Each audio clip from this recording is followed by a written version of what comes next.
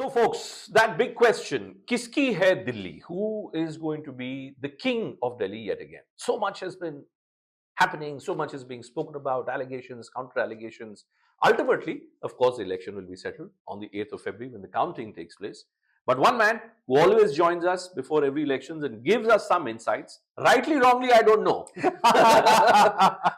But he still gives us his insights. Is our very dear friend Yashwant Deshmukh. Always a pleasure to speak to you, Yashwant. Always a pleasure. So welcome to squirrels.in. Yeah. Firstly, Yashwant bhai, let me ask you, you've known me for almost 2 decades now. You've been to our TV studios on multiple occasions. Now this digital beast.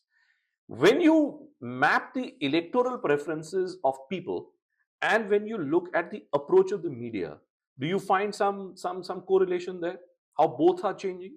Oh yeah, it's changing a lot. I mean, probably it is changing more on the front end rather than on the back end in that way. Because you see, Bhupin, munde matir bhinna. When in my business, when I talk about the people and perceptions, I always maintain perception is a very, very organic thing to grow. It's something which is dynamic, organic, changes with every emotion, and there is a context to it.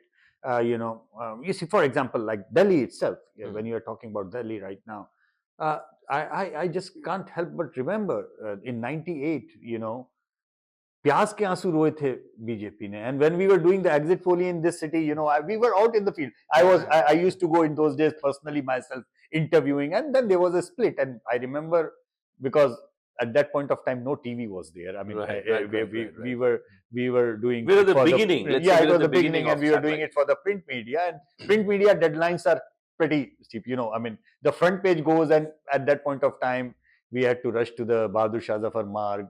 Chandan Mitra was my editor at that point of time. So we were just collecting the data and trying to understand what is happening. And interviewing females was an issue then and is an issue now. Because in the field work at that point of time, majority of the researchers used to be the males. Now males interviewing females is not that easy and outright in random probability. If you are coming across me and I'm saying, no, Bhupenji, I'm not going to interview you, I'm going to interview your wife. So it doesn't happen that way. The question that I was getting at, और आपने सही एक phraseology का use किया, प्याज के आंसू रोए. बीजेपी ने प्याज के आंसू रोए सन 1998 में. But explain to me, नाले की बदबू या pollution से दिक्कत ऐसा क्यों है? Is it because the media narrative has changed? Is it because people have changed? I've been looking at all numbers. For 3 months, this city was gasping. Yeah. Let me straight away ask you, is pollution the biggest political talking point this election? No. So what does it tell you? Why? It's funny. It's funny that there is no overarching narrative. I mean, first of all, your pollution is approximately 10% people say that, okay, it is a critical. But 90 people, they don't even say that it's a critical issue for us, number one. Number two, same goes with the corruption as well. I mean, it's funny. It's odd. I was thinking that, okay, Sheesh Mahal controversy and everything, it has made dent. No, I will not say that it has not dented Aam Aadmi Party.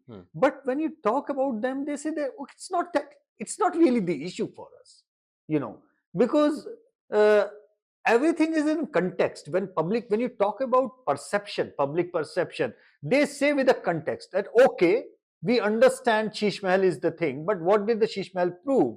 That Arvind Kejriwal is just like other politician, that Aam Aadmi Party is just like BJP or Congress, right?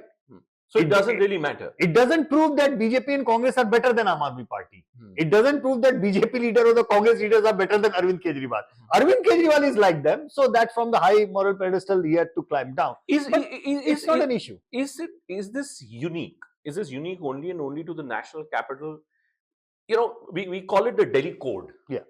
Is it that the Delhi election code, the voting preference of a voter in Delhi is completely different from voting preferences of any other individual anywhere else?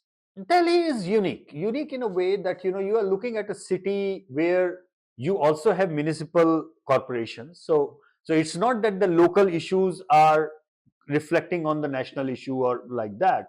So if you look into the local municipal Vidhan Sabha and the Lok Sabha, the three set of elections actually come up with the three set of issues and the way people think.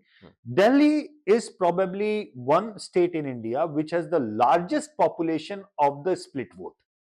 That means every third voter in Delhi swings this way or that way, depending on which election they are going to vote for. Hmm. So 1/3 of Delhi is actually a huge fan of Narendra Modi and Arvind Kejriwal both. And that is what explains why BJP last 3 elections has ended up winning all 7 Lok Sabha seats by handsome margins. Yeah. And Arvind Kejriwal also scored impressive victories, at least in the last. Yeah, I mean 67-3. I mean, who wins like that? Hmm. So obviously that is a very important point. But this time it's a bit different, simply because it is reminding me of 98 election, that it is the female voters which is going to call the shots. Females, the housewives turned their back against the BJP, and remember, BJP just before the election actually handed over the reins to Sushma ji.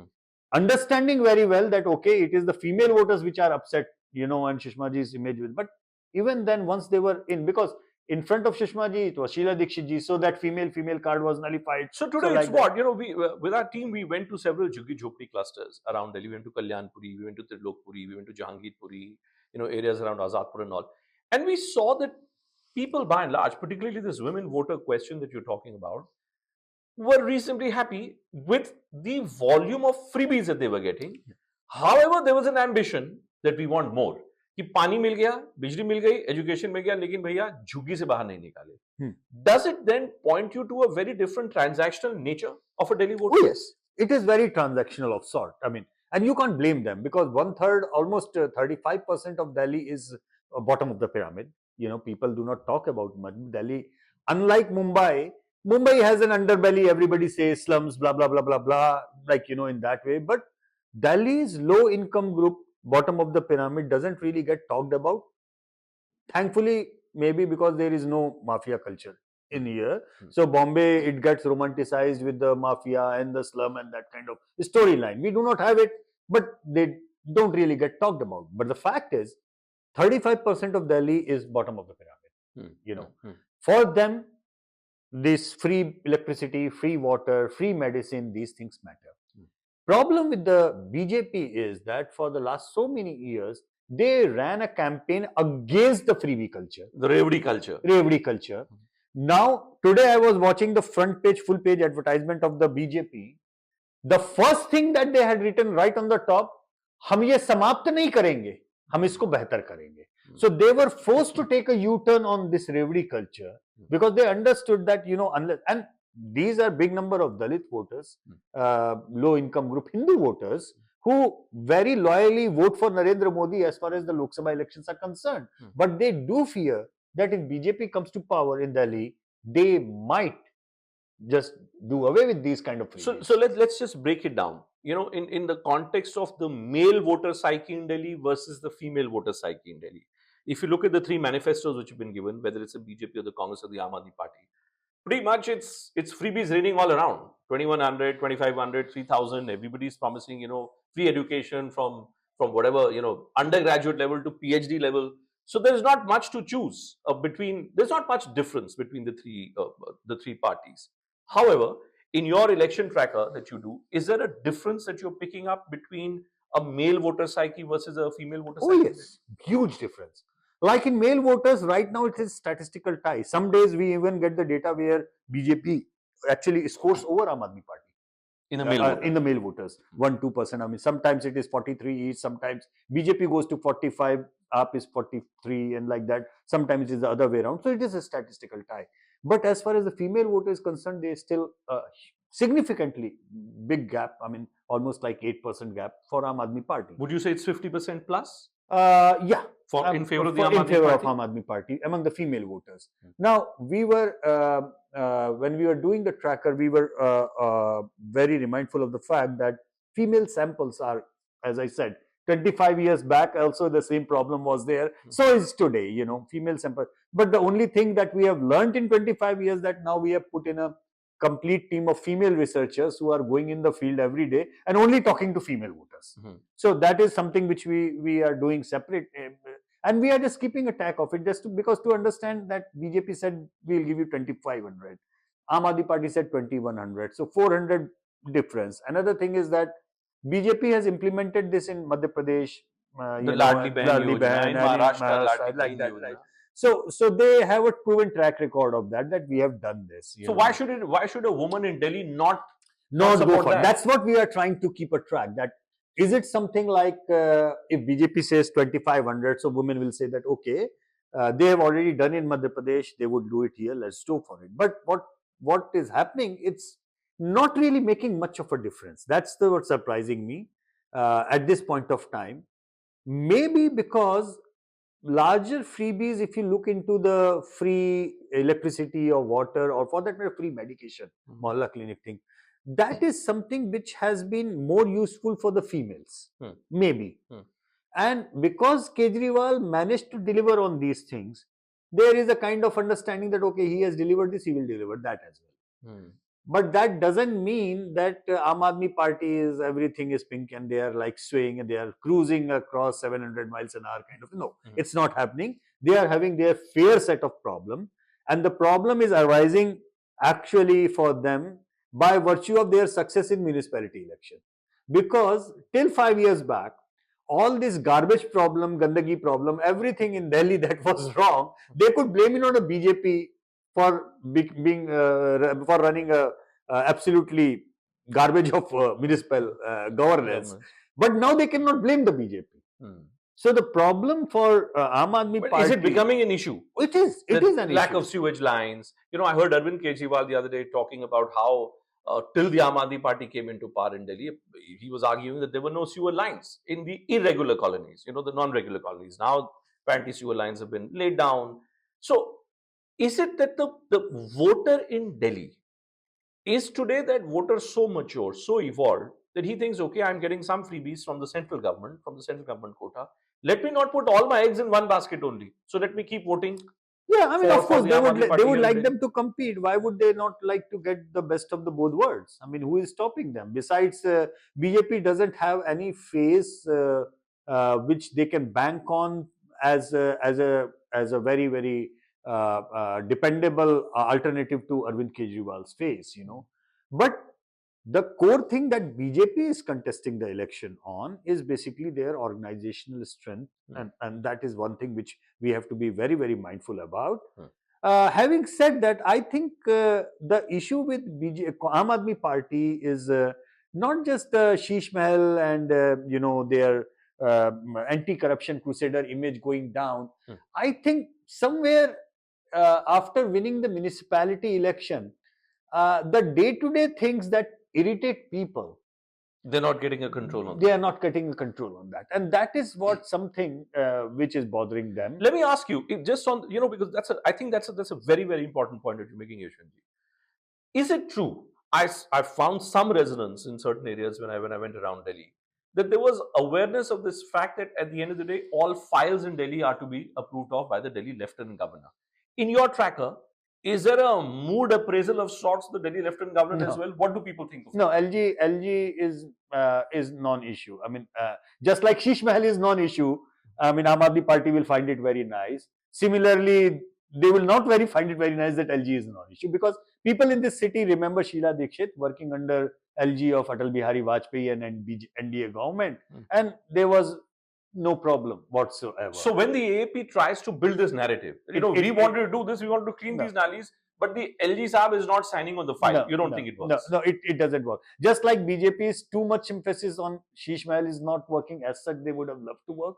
Similarly, LG thing is not working at all. I think what people are saying, you said कि हमको MCD दे दो, हम ठीक कर देंगे. MCD भी दे दिया. क्यों नहीं ठीक किया? You know. BJP, on the other hand, I think they played smart in the Lok Sabha election. They realized कि सारे VIP और celebrities को दिल्ली में टिकट देने से बेहतर है कि हम लोकल दें. So Delhi, if you look into the 7 Lok Sabha MPs of Delhi, you will realize, barring Manoj Tiwari, there is no celebrity around. Right? I mean, one can say that okay, Basri Saraj, no, but not celebrity. I mean, Basri is recognized in Delhi. You know, comes from Delhi. I mean, Sushma ji's legacy is there, but yeah, I mean, she's a Delhi for all practical matters. She is not an outsider for local, and that is something which took away the Lok Sabha level, MP level anger away from the BJP.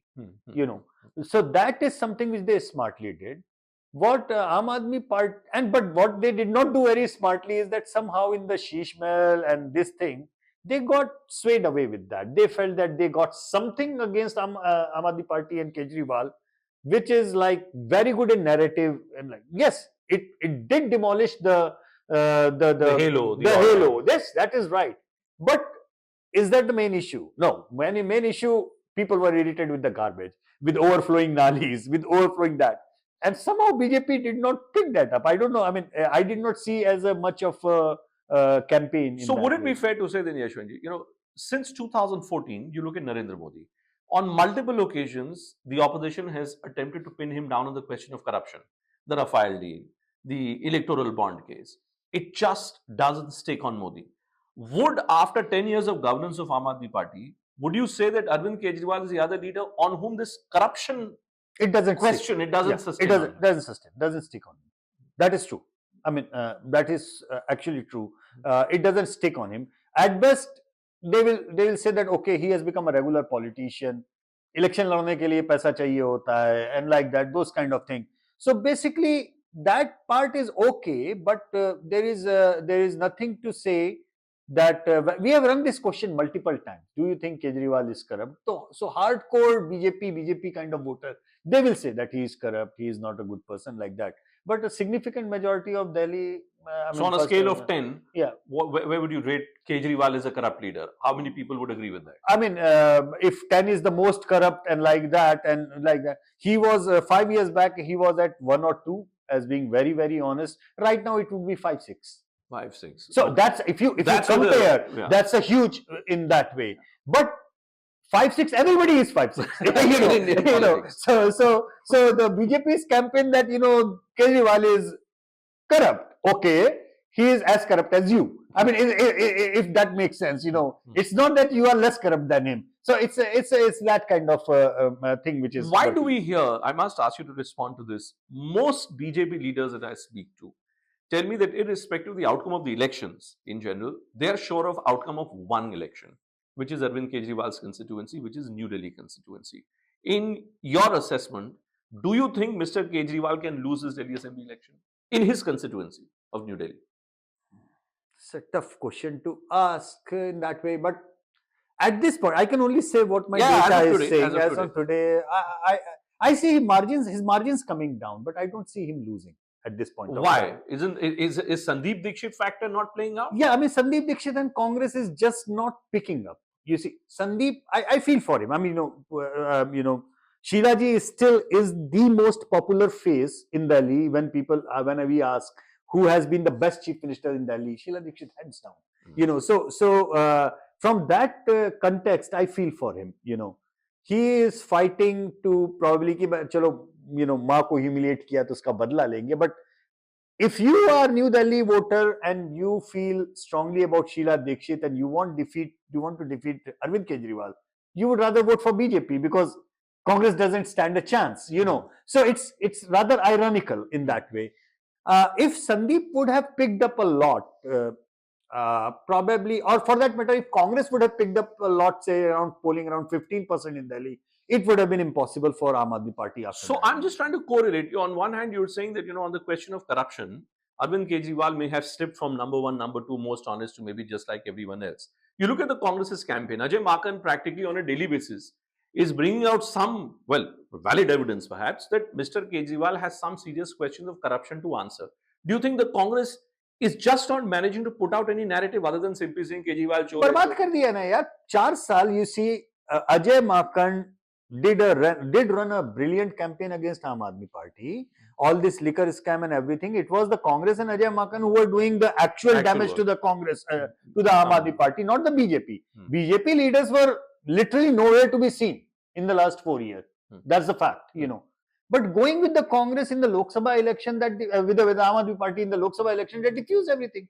How can you contest as an alliance and 6 months later and say that okay, ye anti-national hai aur ye?